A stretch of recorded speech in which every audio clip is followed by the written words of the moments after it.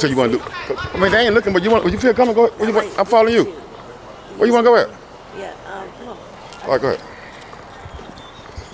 What you say your name was? Hold on, which I pass that dude? Nisi. Who? Nisi. Who? Nisi. Young Nisi. Yeah. How old are you, Nisi? I'm 38. Oh, yeah, you 38? Yeah. Okay, I thought you was a little younger than that. Hey, they say black don't crack, right? They say what now? They say black don't crack, right? They say black don't crack now. Hey. How far you want to go? We're gonna stop right Anybody paying your ass no attention? Hey, how you doing? I'm doing good. I'm doing an interview. Yeah, she's doing an interview. Tell her again. I had to go on a little date and I got stood up, but I ran into a killer ass I don't know, but I ran into a killer ass money man just walking to Popeyes. Yeah, but what's up? Let's get let's do the interview. Just let me. Huh? It's for YouTube. You get paid for it. Come on. Talk to her later. You did right. Yeah, she ain't talking about nothing. Being nosy. Okay. So we ain't going. I ain't going no farther. I ain't going no farther than this. No, right here. Yeah. Right here. That's where I wanted to be because I didn't want people in my business. Say it again. What's your name again? My name's Nisi. Nisi, 38. Where you from? 38. I'm from Greensboro, born and raised. Oh yeah. Yeah. All right. Let's get to know you a little bit. How was your childhood? I had a great childhood. I would actually say. Two-parent household? Yeah. Oh yeah. Yeah. My dad was a chef, and my mom was a baker and a school teacher. Dang. Yeah. Dang. Yeah. That's what's up. And I'm a baby out of all 5 of us. Okay, so you got four siblings, older siblings. I got two brothers and 2 sisters, but one of my brothers got murdered. Oh yeah. So, yeah. My condolences. That been a long time ago. Yeah, 2003. 2003. Well, he been going on 22 years. Yeah. Oh yeah. So listen, you finished high school? Yeah. Did you? Yeah. Okay. I went to college too. Did you? What did you go to college for? Business office administration, and then I went back for accounting, but I didn't finish that up. Oh yeah. Yeah. So how old were you when you jumped out the porch and started, hanging in the streets, running with the in crowd? Well, I can actually say, like, when we moved to, like, the goody side of town, we were, like, the only black people on the block, and I started hanging with, like, those, I guess you would say the wiggers, the white black girls, and sneaking out the house, and I was 14, actually. I started doing coke, sniffing with them, and, I lost my virginity to a 27-year-old, actually. So at 14? Yeah. So let me get this straight. You picked up you started trying drugs before you tried sex. Yeah. But right after the drug use, sex came right behind it. Yeah, but I wasn't high when I lost my virginity. I was actually sober. No. I was just saying. I wanted people to see that a lot of times people be young and they'll start doing drugs before they even have sex. So sometimes people, like a lot of people, parents be just watching out for sex. Like, hope my daughter ain't out there having sex. Right. No, you better hope your daughter ain't out there getting high. Yeah. You fuck all that. Yeah. Cause that's just how it be. Like when I was growing up, I never heard my aunts and them talk to my female cousins about drugs. It was always sex. You fasting ass. Hope you're out there. You having sex yet? But they never ever questioned about drug use. Right. And sometimes addiction reach kids before sex. Right. I just want people to understand that. But anyway, okay, so started doing coke at 14, started messing with a 27-year-old man. Yeah. He broke your virginity? Yeah. Uh-huh. Yeah. It was just kind of like I was walking down the street, actually on a Harris Teeter, and I can't remember what I'm going to get, but he picked me up, took me to his house, and actually gave me some liquor. I forgot what it was, but it was gross as shit, I remember. And then I smoked the blunt, and the weed, I felt like the weed just had me sinking in the seat, like I couldn't move at first. And then like one thing led to another, and that was it. And actually, I think the guy's name was Jeff. Oh yeah. Oh Jeff, she calling you out, Jeff. You haven't been messing with no 14-year-old girl. 27-year-old, you a grown ass man, super grown. But let me ask you something. Did you like it? And I asked you, I'm gonna tell you why I asked that why I even do. Because when I met you, before I started my last interview, You were talking about you had a sex addiction. You were Pornhub this and all this stuff. So I was like, man, she might be a little freaky. She might be a little freaky. Well, let me say this. I'm freaky when it's just my man. That's right. You know? That's right. But now, as far as like looking at it and seeing it, I had my times, but it was like I'm a hustler. And at this time, I wasn't trying to be on Pornhub because like my parents was living, and plus my baby father, and then my kids. So I'm like, oh, well, I don't want nobody to hit me. Hold on, before we get to the Pornhub part, Yeah. it was a yes or no question. Did you like that or not? Oh yeah. I'm sorry. Yeah. Okay, so you started having sex on a regular basis. When did the cocaine lead to a more serious drug? Well, I ain't gonna say serious. So a lot of times people start off snorting, then they end up smoking, and then that might lead to opiates. 20 years later. 20 years later. Yeah. Okay, so 34. Yeah. So the last 4 years, Yeah. things change. Yeah. How did it change? Well,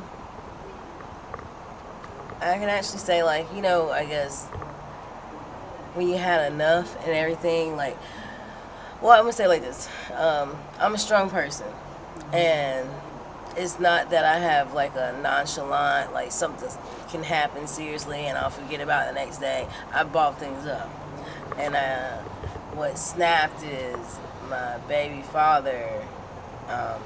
He died in front of me, and my son, and then after that, house caught on fire, and then it's like too many episodes back to back. That led you to depression. You know, and I just said, fuck it one day. And what really made it go more stronger after I had my second child with my second baby father, everything was perfect, but then it turned into a prove, like, best friends became enemies.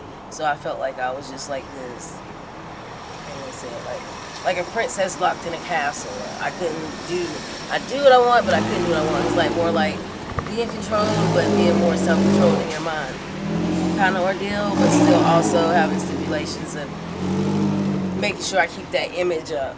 But behind closed doors, I'm torn and depressed, so I'm behind having like an alter ego kind of ordeal. Like, okay, let me put my cape on now and go be gangster and go get how I want, but the whole time nobody knows. So, what type of addiction are you struggling with now? It's fentanyl and cocaine. It's not as bad, but it's mainly fentanyl and ice. And what's this for? Yeah. So, talk about this opioid addiction. Yeah, you welcome. Let's talk about this opioid addiction. When did you realize that you actually was addicted to it? A lot of times people be having fun and using it for recreational, and then one day they can't get none. They didn't something like that happened. They're like, damn, man, I got to have it. So when was it? What took place that made you say, man, you know what? I got addiction with this opiate. Well, I was taking pills first. Okay, it don't matter if it's pills. Okay, go ahead. It was about 4 years ago. After, I'm sorry, 5 years ago. When I had my son, I couldn't have him naturally, so they gave me a C-section. Mm-hmm. So along with that comes pain medicine, and they put me on what's it called? Oxycodone, which is called Roxy's. Right. And they had me on the pink tins, and that's without the atanafemia. I might be saying it wrong, but basically Tylenol. And everybody used to say, oh, that's like synthetic heroin or whatever. I ain't think nothing about it, because you still got the same symptoms, the itching, the scratching, and the knots, and sweats. And that day happened when I didn't have it no more. Doctors not prescribing no more pills. Then I couldn't get none on the street because I was scared of fentanyl at that time, because people were putting that in the pills, making fake pills. And, that's right. And it's crazy. I was so scared, and I was with one of my homegirls from childhood, and she takes pills, and she's like, here, go on, snort this. And she's like, Brady, you got to smoke it on the foil. I was like, okay. I was like, you smoking pills on the foil now? She's like, yeah. Right. one thing led to another, and then she finally told me, she's like, you're smoking basically the pain pill with the fentanyl. I was like, Right. oh, wow. So now she's telling you, oh, you might well just go get out the street now. Huh? Yeah, in so many words. So that's what threw me to the wolves. I'm telling you, your friend, you got some people got hell of a friends these days. Yeah. Yeah, you got to be able to see that enemy that's dressed up in a friend costume. Right. Damn. So let's fast forward a little bit. Okay. There's your opiate addiction and the whole lifestyle. What role did that have on you ending up on Pornhub? Okay, now I wasn't on Pornhub. Oh, okay. It was actually before that. This is when I was having a good life. Okay. I would say everything was straight. I ain't gonna say good life. I was happy, and I wasn't doing drugs at that time. And me and my baby father, he came home from prison, and of course he's got all these ideas, like All these fantasies and shit. Not fantasy. It was Oh, just okay, an go idea as far as what hustling. And he's okay. a hustler, so he wants to put his hand in every cookie jar with wherever the money's coming in. And I guess somebody that was locked up was saying, like, okay, I put my girl on there, and she just did this, and all of a sudden now they made $250,000. Right. And now she's on Yeah, OnlyFans. that's what these girls think. They think Right. they can go on what's that little website? What's the OnlyFans? OnlyFans and show my Yeah. feet. Mike, bitch, your feet No. ugly as hell. You ain't gonna make not $1.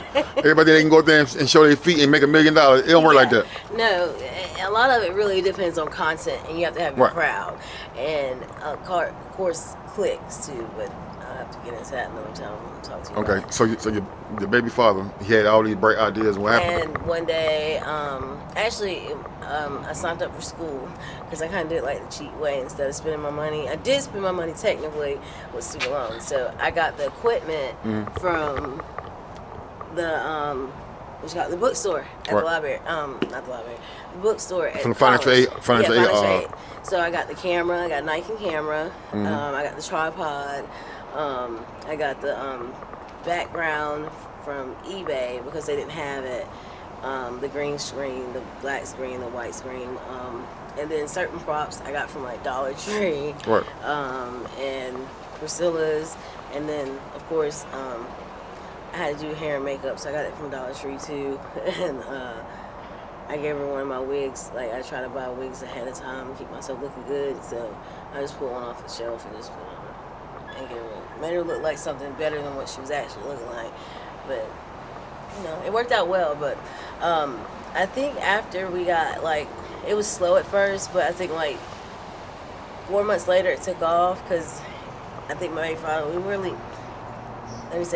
actually split at that time. We were still cool because we didn't want the kids to see it, but he was actually doing it by himself with some of his significant other female friends, and I guess they were too ratchet and didn't really know anything on that part, and I'm a person, I got to find out what it is. If it's $1, I want to see what's up. Depends on what it is. And I'm going to search for it. It sounds good. I'm going to help you. And once I put my fingers in the cookie jar and did it, it worked out great. But to get revenue out of it, it took like 4 months. And we got like $1,000 off of, I forgot how many people it was. But yeah. But after that, we did that with like one more other girl, and look, we only paid her $50. I know that's bad, that's terrible. Yeah, I see it. And it was nothing. Who? Murder. Nah, you talking about Lil Murder? Yeah. Nah. What's up, man? Go ahead. What's up? You need to go right now, son? No. You good? No. All right, go ahead. No, we straight. Always straight, baby. Yeah. Just because I pull it out, man. Nobody know nothing. Man, I've been here. This is my hood. Okay. You knew over here. I've been over here years. Okay. But let's go. Alright, well, I'm sorry about that. To be ratchet, I'm not like that. But, anyway, like I was saying, though, it took off for, like, maybe a few months, and then it kind of, like, to me, dulled down, because I didn't want to, exploit women like that no more, and plus my attitude was just like, I didn't want to be around females. I want to try to straighten up and do something different, and still be a mom to my kids. So Right. I I kind of just took off with that and just stayed in the house to be a house mom. Mm-hmm. And then. So let's get back to your addiction. What have you lost behind your addiction? I keep on hearing you mention these kids, so I never asked you how many kids you had, but I have 2. You got 2 kids. Okay. Yeah. My daughter's autistic. She doesn't speak. Okay. So you have custody of them? Yeah. Oh, you do? Yeah. So you raising your kids? Mm-hmm. Okay. So you go home to your kids every night? No, I don't go home to them every night because I'm still. Be on your little binges. It's not my business because I still can get high at home. It's just I lost my parents last year, and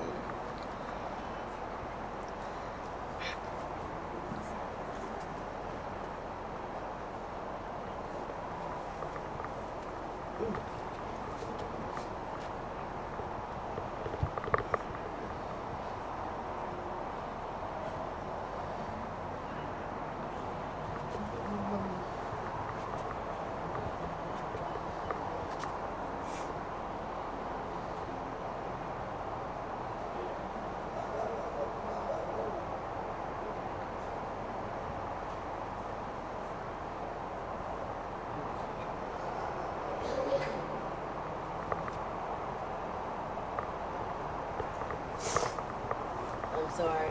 It's all good.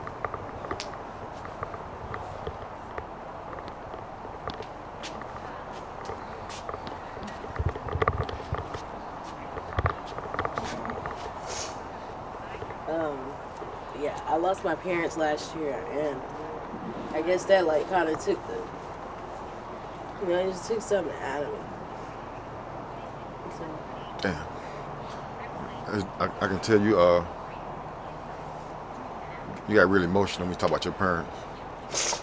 I know it must have hurted you a whole lot. Yeah, I lost them the same year. Both of them the same year? Yeah. So I just told my baby father I just need some time. So you let your kids go stay with your baby father for a while? Yeah. Ain't nothing wrong with that though. You don't gotta be ashamed of that. Sometimes you gotta make the decision, do what's best, do what's best for your child. Yeah. They're good. Now, should I talk to them like I'm supposed to? I need to, but I send them stuff and stuff. But they're not far from my reach, so I can go get them. But I'd rather be with them when I know that enough is enough. Right.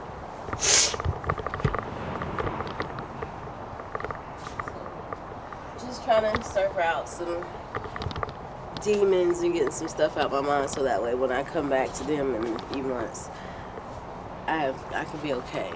Right. And my addiction, still have to deal with it, but it won't be as bad. That's right. You ever got clean before? Yeah.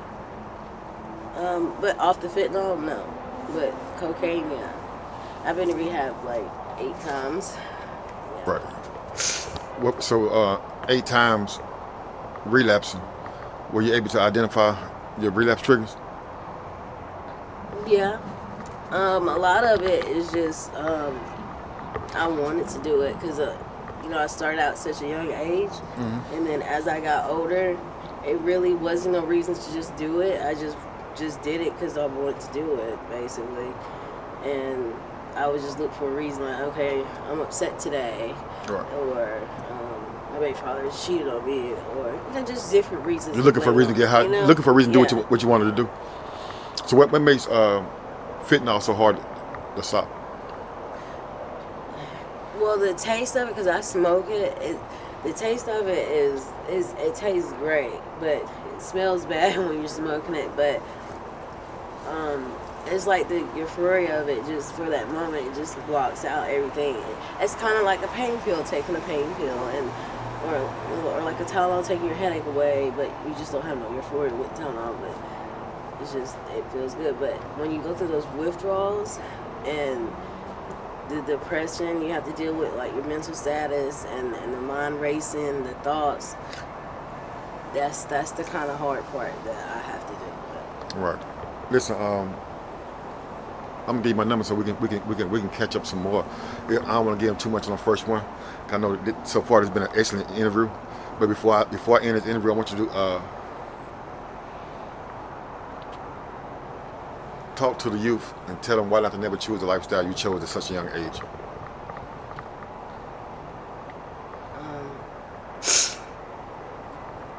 I say to the youth, now it's not like how I was growing up, but y'all have too much time on your hands. And when I was growing up, you had more things to do than versus just like the internet and being in your phone. If you can just take time out to really just talk. When things ain't right, just talk. That's excellent advice. I hear that a lot. Just talk to somebody. Talk to somebody that you can trust. Yeah.